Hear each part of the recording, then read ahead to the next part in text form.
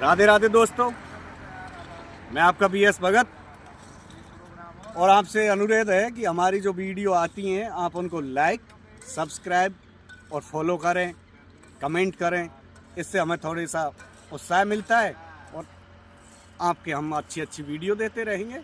तो आज हम आपसे बात कर रहे हैं कि एक हमारे ग्रामीण क्षेत्र में एक कहावत है, लोकोक्ति होती है कि जो बच्चा रोता नहीं है तो उसको दूध नहीं दिया जाता है, रोने से पहले ही बच्चे को दूध पिलाया जाता है। तो मेरे जो भावी होनहार भारत के जो नागरिक हैं, मेरे क्षेत्र के, मेरे देशवासी जिनके पास फुर्सत है, ईश्वर की उन पर कृपा है और जो अच्छे कार्य करना चाहते हैं, वो बुजुर्ग असहाय गरीब लोगों के लिए कुछ न कुछ अपना योगदान प्रदान करें और अपने क्षेत्र में ही कुछ सेवा प्रदान करें। ये मेरा आपसे हाथ जोड़ के निवेदन है। तो दोस्तों, मैं आज आपके लिए वीडियो जो बनाने जा रहा हूँ, ये महाकुंभ है जो भारत के महापर्वों में इसकी गिनती होती है। इस पे हम आपके लिए कुछ बताना चाहेंगे जैसा हमसे आएगा। तो दोस्तों, जैसा कि कुंभ एक शब्द है, कुंभ मीन्स साधारण भाषा में या जो हमने पुराण ग्रंथ या पुस्तकों में है, कुंभ मीन्स होता है घड़ा या एक बर्तन।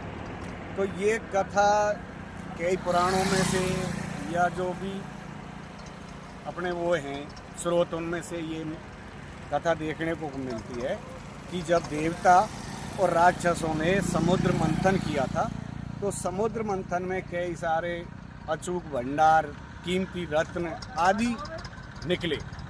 लेकिन जब उसमें से गुरु धन्वंतरी जी एक कुंभ में अमृत को लेकर के आए, उसी समय इंद्र के पुत्र जयंत ने ऐसा विचार किया कि यह अमृत राक्षसों के हाथ में लग जाए और वो धन्वंतरी जी पैसे उस कलश उस कुंभ को लेकर के भाग ली।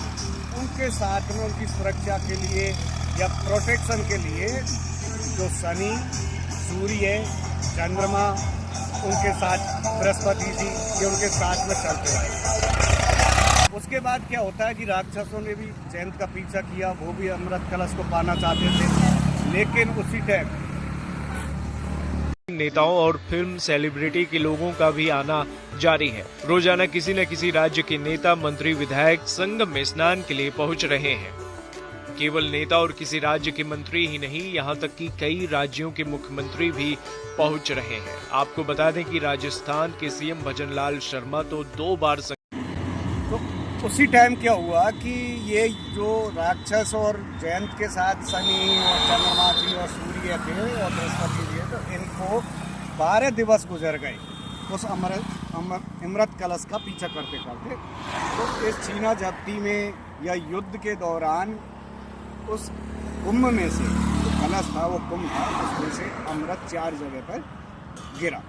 वो क्षेत्र हैं हमारे प्रयागराज, हरिद्वार, उज्जैन और नासिक। और इन्हीं क्षेत्रों पर महाकुंभ का जो महापर्व आयोजन होता है वो होता है यहाँ पर। तो इसमें विशेष महत्व है, जो महत्व है कि महाकुंभ में स्नान करने से क्या फ़ायदा है और क्यों लोग इसको करते हैं। इसमें से देश विदेश से भी लोग आते हैं।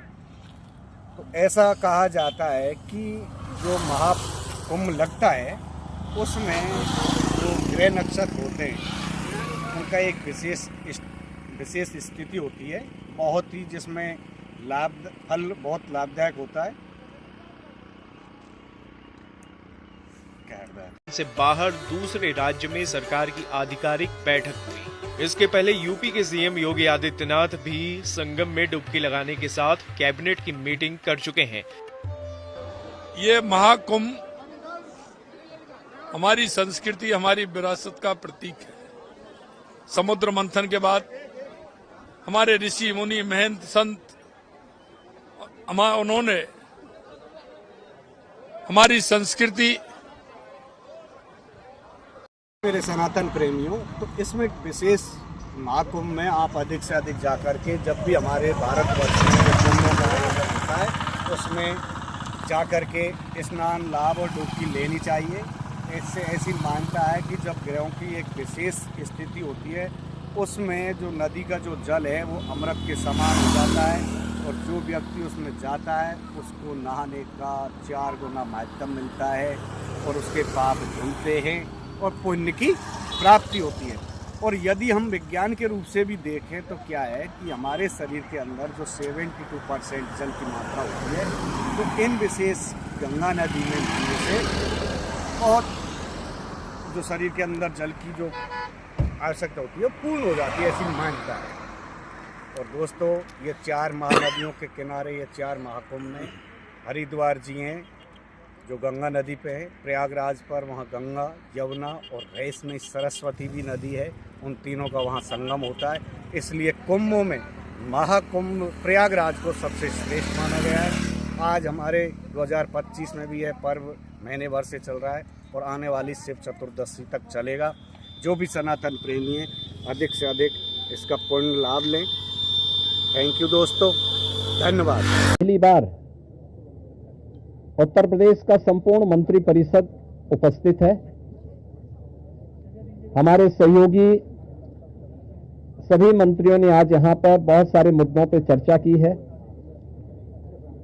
प्रदेश के विकास से जुड़े हुए जो नीतिगत निर्णय हैं उन मुद्दों पर चर्चा हुई है।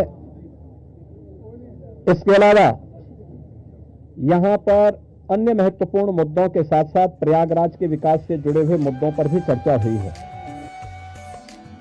5 फरवरी को प्रधानमंत्री नरेंद्र मोदी प्रयागराज